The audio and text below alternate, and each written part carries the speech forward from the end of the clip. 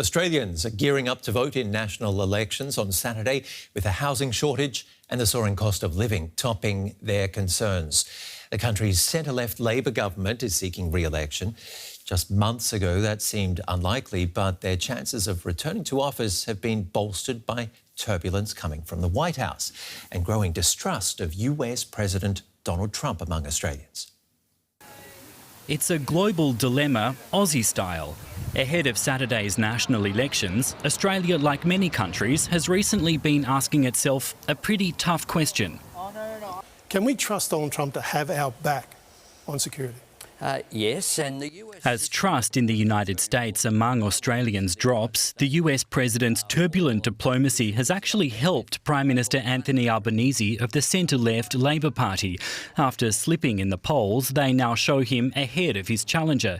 The Conservative coalition leader Peter Dutton has had to deny being a kind of Trump light after pledging cuts to the public service and a crackdown on so-called woke culture. On defence and national security, though, the two major parties largely agree but are divided on how to deal with the strategic threat of China. This election, housing and the cost of living are front and centre. Inflation has eased under Albanese, but many Australians are struggling, leading to promises to make life less expensive. Vote for Labor means the certainty of Medicare, the security of being able to see a GP when and where you need it without worrying about whether you can afford it. Today I bring a message of hope to all Australians seeking to own a home of their own. I will be a Prime Minister who restores the dream of home ownership. On climate and energy, Dutton's plans to introduce nuclear power and shift the focus away from renewables have divided voters, but many Australians still want urgent climate action. Certainly climate change, incredibly important. I think there's been a lot of disregard for our climate policy. And I'm hoping somebody in this election is going to make a difference and protect all of us, but particularly the next generations. If neither major party wins outright, the Greens and climate-focused independents could play a significant role. With many choosing to vote early, Australians are in part deciding who they think can best shield them from global uncertainty. Kirsty Needham joins us from the Reuters news agency. Good to see you, Kirsty. The global uncertainty we just heard about has been fostered in great part by US President Donald Trump. Will Australia pull a Canada and vote against the guy who's most similar to Trump?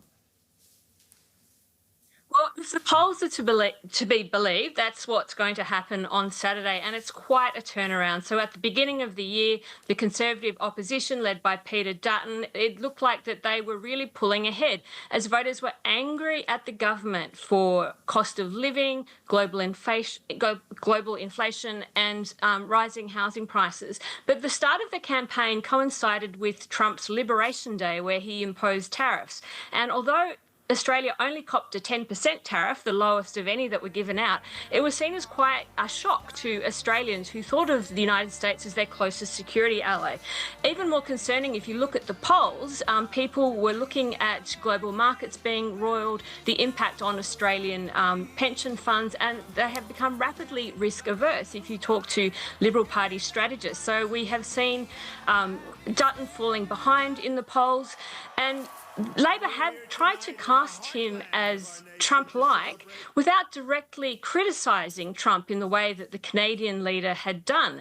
Albanese still needs to keep Trump on side as Australia's closest security ally.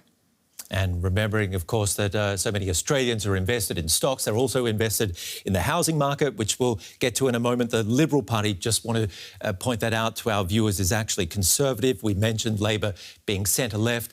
Which party is better equipped to tackle the cost of living and housing crises? Both of them have focused their policies on making it easier for young people to get into the housing market, which is quite unachievable at the moment.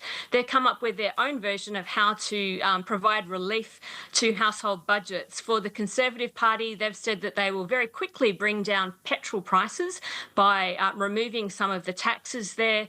Albanese has said that he'll give a tax cut in next year's budget, and that he'll also make it easier and cheaper to go to the doctor and to deal with health costs. So, you know, if cost of living was still the focus of the election, voters would have, you know, quite small policies to look at how that would help their own situation.